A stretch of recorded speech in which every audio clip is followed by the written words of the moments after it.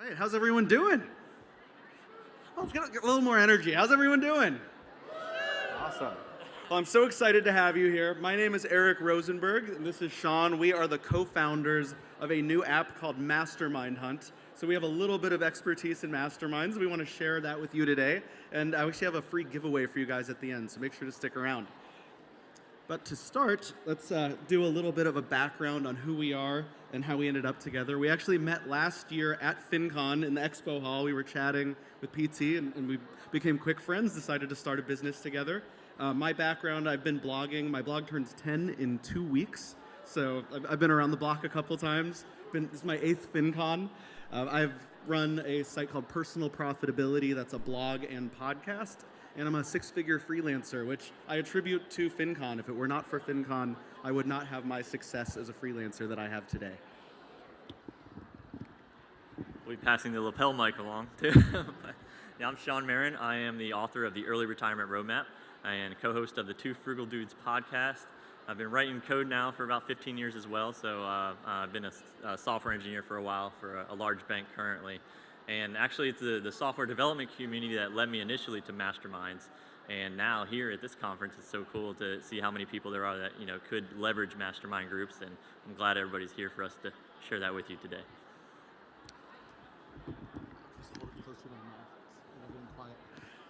All right, so we have both been in a series of mastermind groups in our careers. But before we get into the history of our own masterminds, let's explain what a mastermind is. So are any of you already in a mastermind group? You're familiar with the idea? Cool. And are a lot of you not familiar then? I'm guessing everyone whose hand didn't go up? Awesome. Well, I'm so glad you guys are here. You're the ones that we're really excited about. And talk to each other at the end.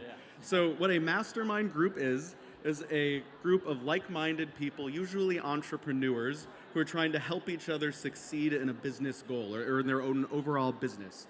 So my masterminds, the first one I ever joined, we formed at the first FinCon. So we were all financial bloggers, and each week we would go around and try to help each other solve a different business problem. So each person would be on a hot seat each week. But there's lots of different ways you can structure a mastermind. That's just one way to do it. What is most important is also to know what a mastermind is not. A mastermind is not like a giant paid group trying to get access to one expert. It's not like an ask me anything. It should be a mutual win-win group of people who don't pay anything to help each other out.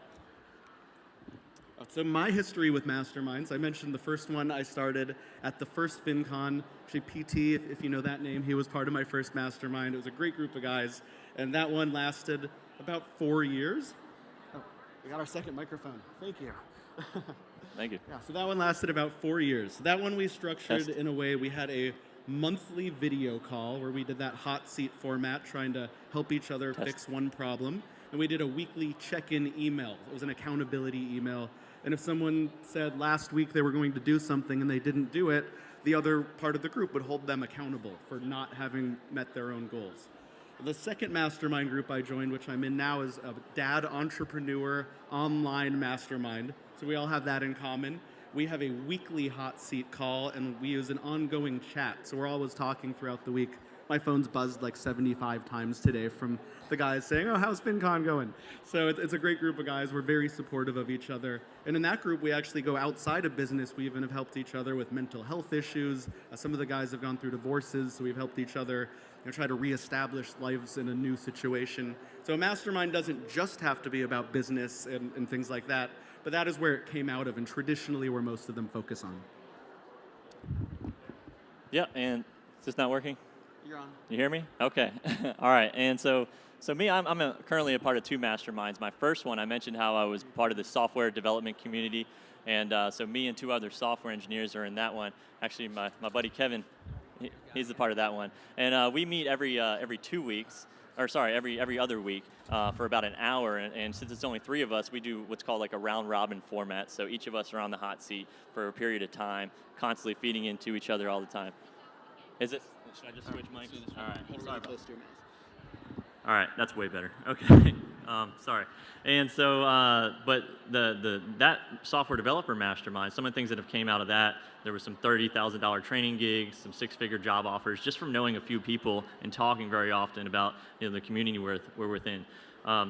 So since we're both software engineers, we're also, going through, we have ideas all through our head all the time. So we're constantly involved in the startup world. So each of us kind of leading into, common startup failure problems, how to run a business. We know the tech side of things. And when one of us takes like a marketing course, we're able to kind of share that feedback within the group. And believe it or not, that mastermind group is who convinced me to go to FinCon last year, or else I wouldn't even be here today.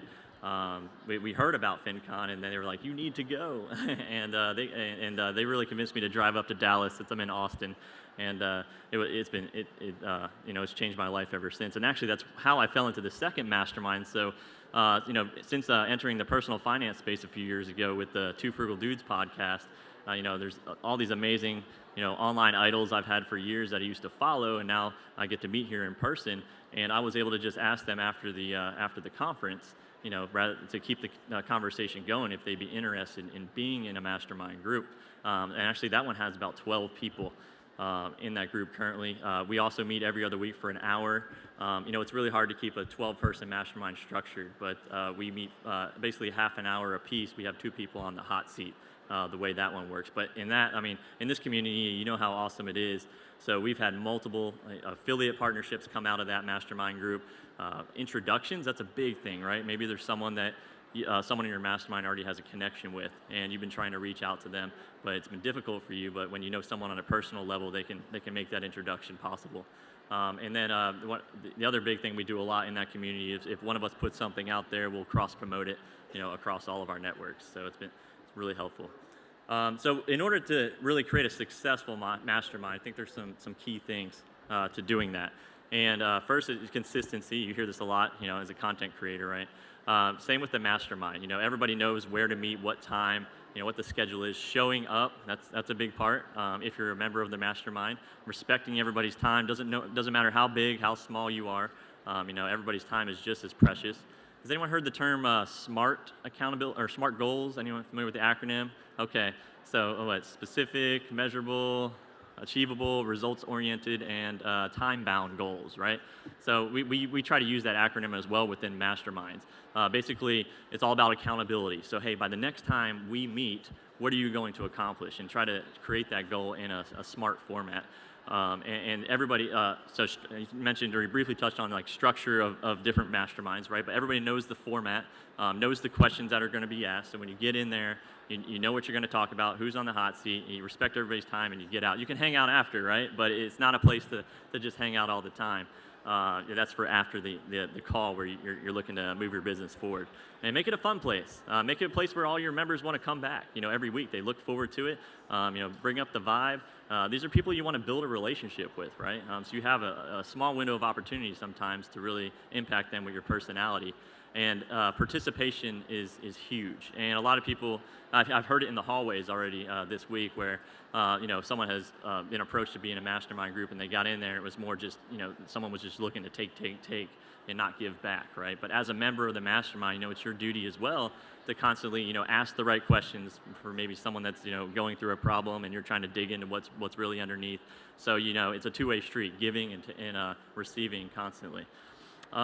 And then, this ultimately leads to, and the most important thing in any mastermind to be successful is the honesty, the trust you build with these people within your group. And, you want to encourage each other throughout the whole, while you're in your mastermind, but the same thing, you want to be brutally honest with these people, right? So they know that, hey, I'm coming in here, I'm putting some numbers on the table, and I'm not just getting some irrelevant feedback. Try to give specific, real feedback, like, hey, I went through this situation, here's what happened, or I know someone that went through it, not just, hey, I heard this on the internet, you should try it out too. We actually use the term friend DA. Anyone ever heard that? So like, in the mastermind, it's not like sign a contract, hey, anything that happens in here can't leave, but that is the way it works. We're very open about the numbers we put on the table in mastermind groups, and people will talk about revenue they're making, downloads, page views, business plans that are coming up on the roadmap that aren't public. And that's, when you start getting that kind of, communication going in a mastermind group, that's when you've really found a good, trustful community that, is just going to take you much further in your career or in your business objectives. Yeah, it takes some time to get to that point where you have that deep level of trust. The dad mastermind group I'm in, We've been going for over 2 years. We're actually about to do our first in real life mastermind. We're all going to go to Santa Fe, New Mexico for a weekend. And I've only met 2 of them in person, so it'll be really cool to meet some of my best friends face to face for the first time. But to have all that success, to get to that point, these people have been so instrumental in my success. Over the years, I'd still be sitting in a gray cubicle and somewhere probably in Denver or Portland right now, instead of living by the beach in California as a full-time freelancer, if it weren't for the advice and some of that, I was saying, brutal feedback that I got from my masterminds.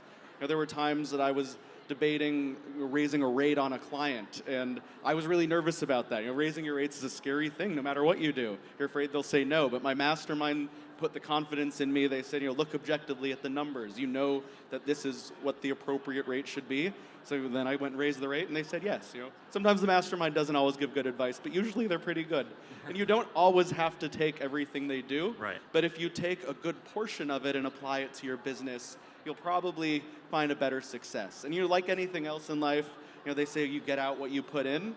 The mastermind groups that have had the members that are really dedicated, the more frequent conversations are the ones that you really get the most value out of, because those more touch points deepen those relationships. And that's what a mastermind's about. It's taking all that hive mind data and putting it together to help improve your business and everyone else's business at the same time. It's like a bathtub full of rubber duckies.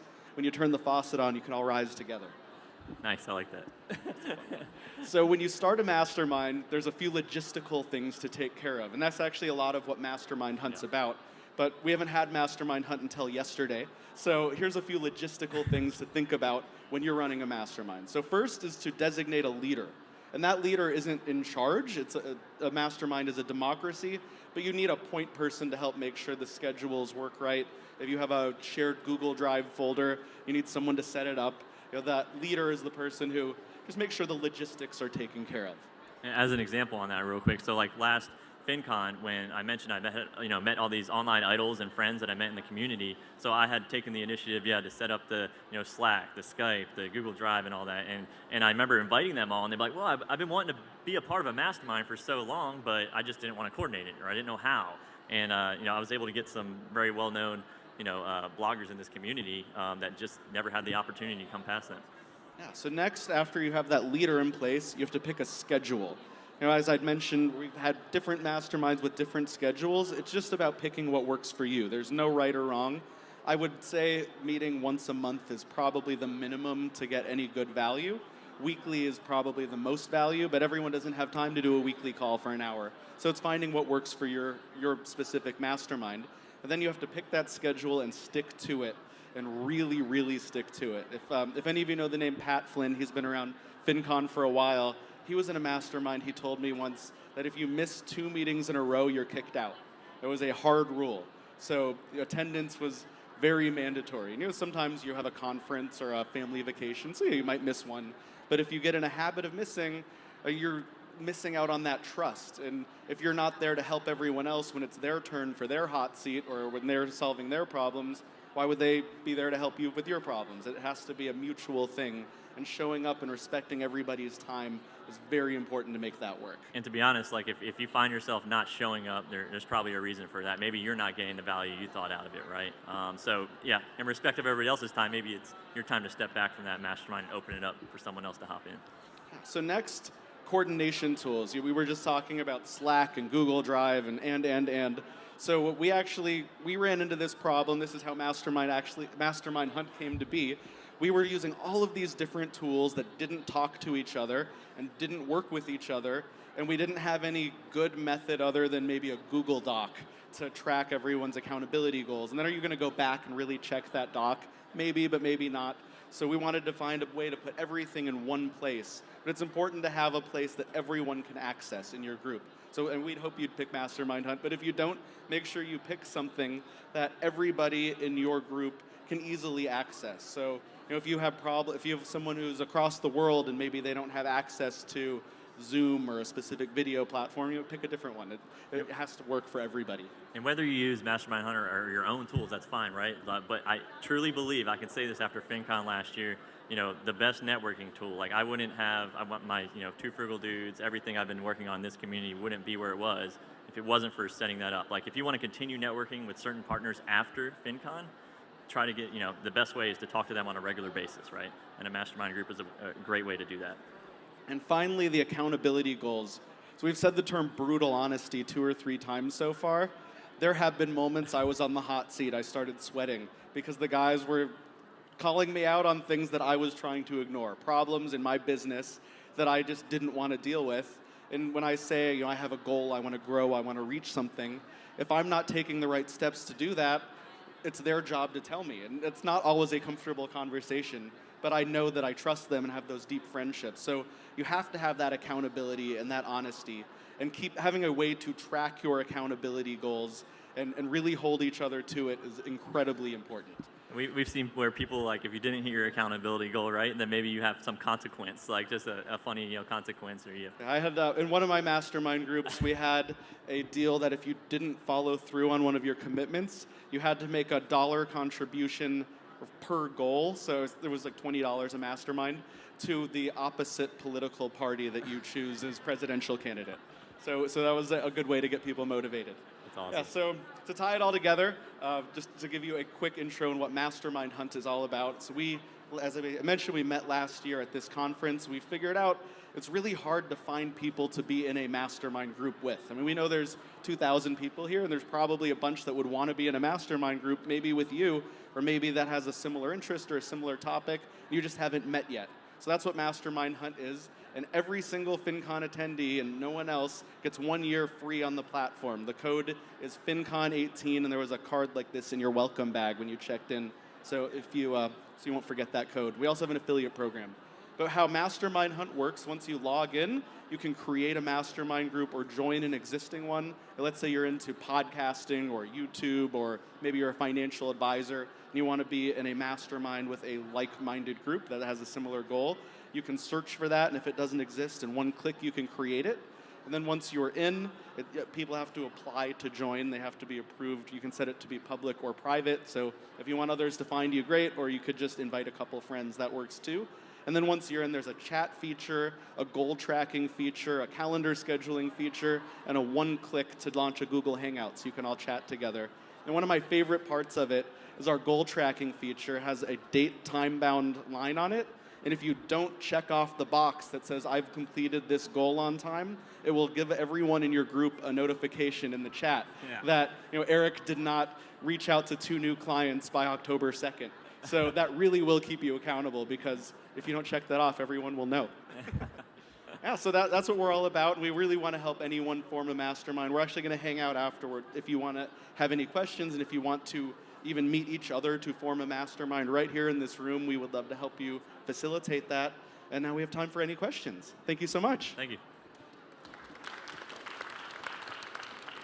So that question, the ideal size for a mastermind. So in my experience, around 4 to 8 is the best size. Less than 4, you're not going to have enough unique and diverse opinions.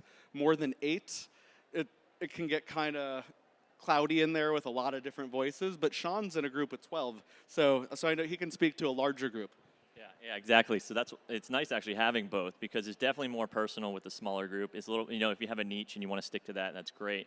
But yeah, the 12-member one, we have podcasters, YouTubers, bloggers, and mostly in the personal finance space, but I've seen them where they've been out of the space too. So it's good to have a diversified group in some cases too, right? Because you're going to hear maybe things that aren't even out in that box or window that online marketers are thinking of, but still relate to entrepreneurs or maybe some other community or business industry that you're within.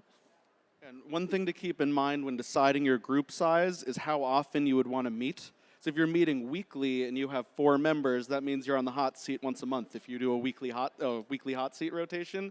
But with 8 members, it's every 2 months. And I find about every 2 months is a good time period for most accountability goals you'll come up with in a mastermind. But in Sean's big mastermind, they cut their hot seat in half, and everyone gets a half hour. So they're on every 6 weeks for a half hour. It's just what works for you. Yeah. So the question was, how do you know that the other people joining your group are of the right caliber to be in the mastermind with you and have the right goals? That's a trickier one. So in Mastermind Hunt, the way we tried to solve that is everyone has a profile and has to fill out a sentence or two telling you why they would want to be in your group if they're applying.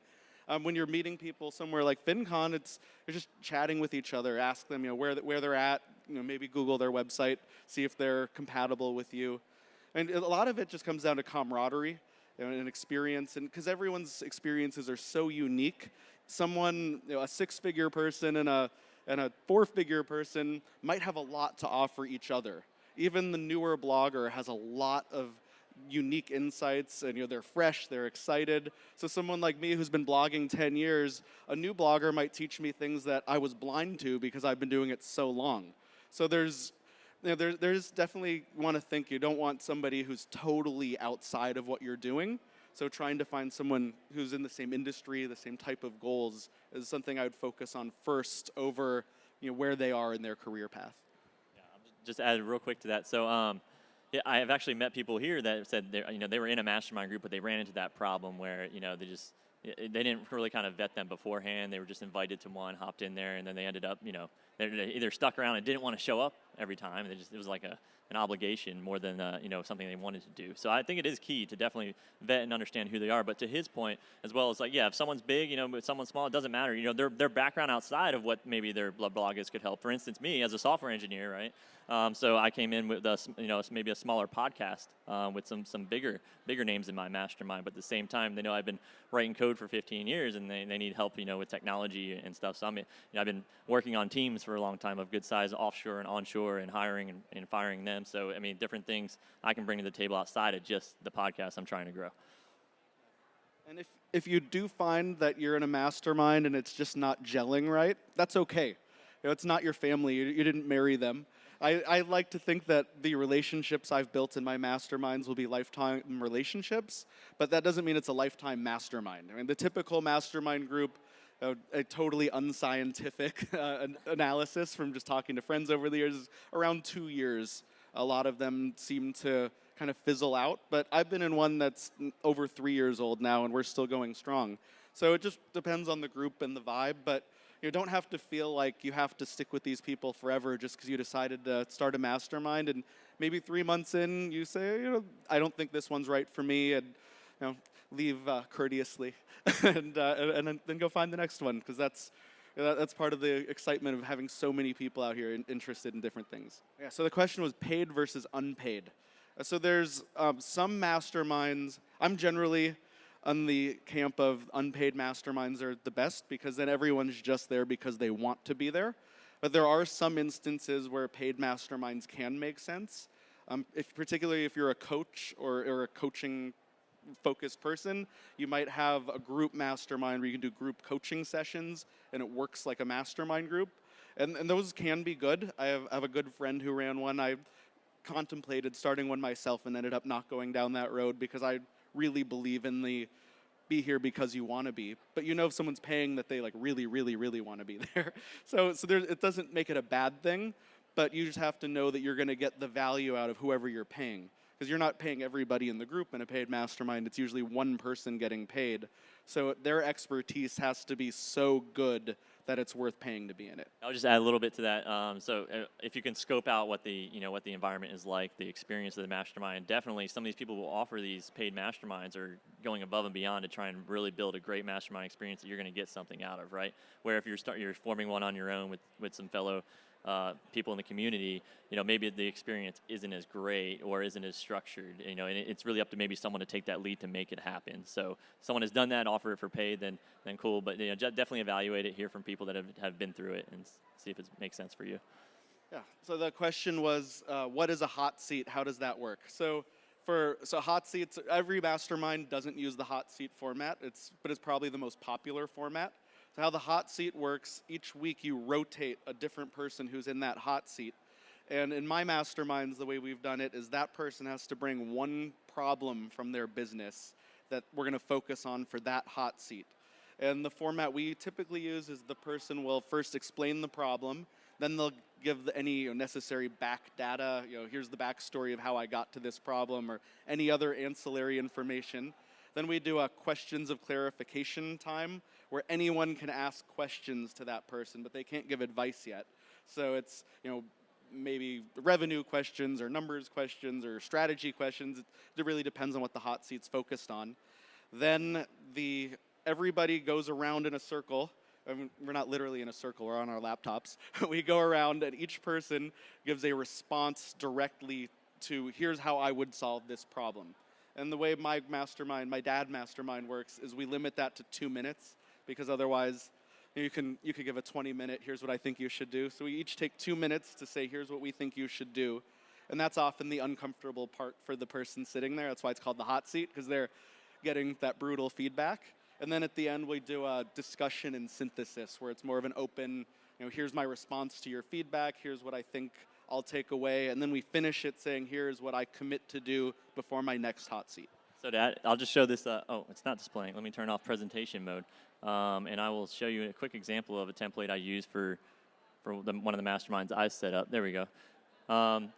So here you can see, this is the one I do with the 12 members, and in the beginning we spend 5 minutes announcing our wins, and then we do 25 minutes a piece on the hot seat, and then have a little bit of open discussion. And then it's really about discussion questions that we want to ask whoever's on the hot seat that time. So come to this meeting prepared. We actually make sure everybody on our hot seat has this document filled out ahead of time.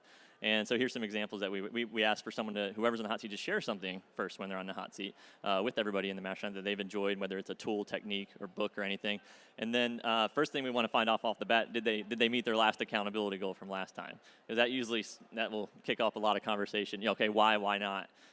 What do you currently focus on and need some help with? And usually that ties into, based on what they did in their last accountability goal, maybe it's the next step of that, or maybe it's why they didn't hit their accountability goal, and they're telling us what they need help with, but really it's probably why they didn't hit their last accountability goal. And then setting up, you see that SMART acronym there again, their accountability goal for the next, by the time they're on the hot seat again. And my masterminds, we use a similar but different template. We don't have any specific questions. We just have the structure and a more open form, but we have a required doc that whoever's on the hot seat has to put in our shared chat channel at least 2 days before their mastermind, so everyone has a chance to read through it. So when we get on the call, no one's wasting time rereading the doc, so we're respecting that hour. Yeah. The question was, does somebody take minutes or take notes? And my mastermind, the leader, who's a guy named Paul, he usually takes the notes. But we don't always take really detailed notes, because we don't always need really detailed notes. A lot of it can be, it's not always specific numbers. It could be more strategy type things. So we'll often jot down a couple bullets at the bottom of the document and say, these are the things that people discussed and talked about.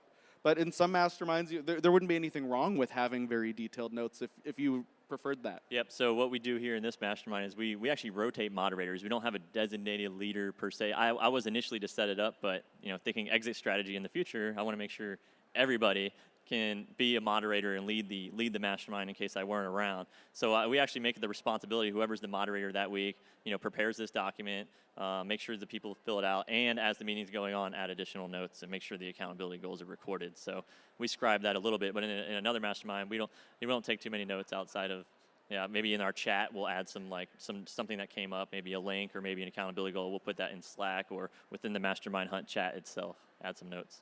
The question was, is it better to have more people from the same industry, like all podcasters or all YouTubers, or is it better to be more diverse?